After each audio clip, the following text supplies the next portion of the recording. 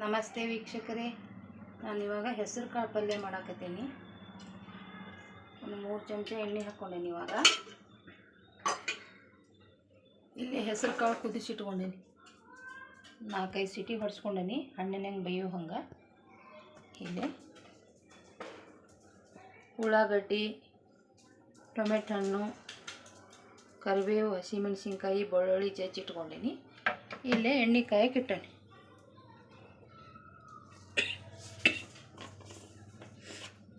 ಇವಾಗ ನಾನು ಅರ್ಧ ಟೀ ಸ್ಪೂನಷ್ಟು ಸಾಸಿವೆ ಕಾಳನ್ನ ಹಾಕಿದೆ.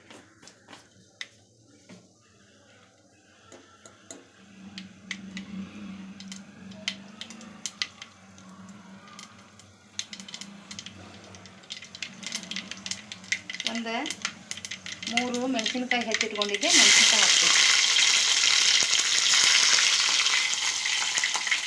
ಒಂದು ಎಳೆ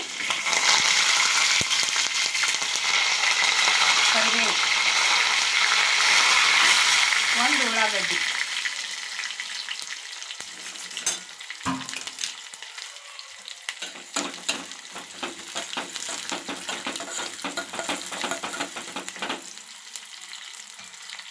ಒಂದು ಟೊಮೆಟೊ ಹಣ್ಣು,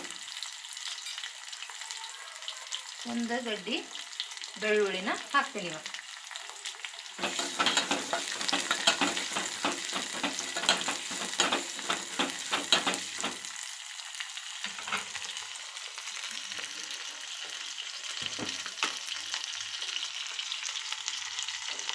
ರುಚಿಗೆ ತಕ್ಕಷ್ಟು ಉಪ್ಪು ಹಾಕ್ತೀನಿ.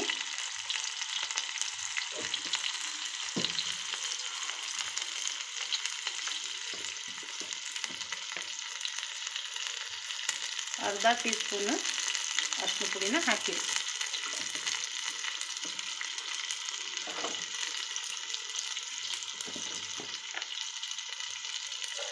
ಒಂದು ಟೀ ಸ್ಪೂನು ಮಸಾಲೆ ಪುಡಿನ ಹಾಕ್ತೀನಿ.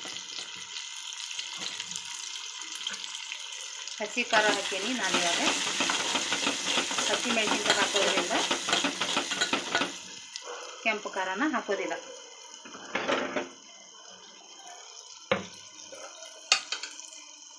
ಬೇಯಿಸಿಟ್ಟಂಥ ಹೆಸರು ಕಾಳನ್ನ ಇದಕ್ಕೆ ಹಾಕ್ತೀನಿ.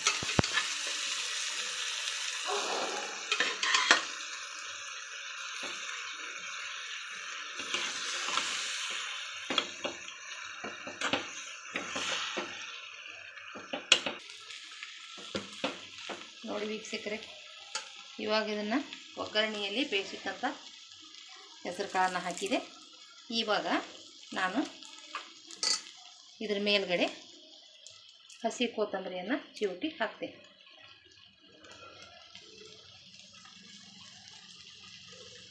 ಹೆಸರು ಕಾಳು ಪಲ್ಯ ರೆಡಿ ಆಯಿತು.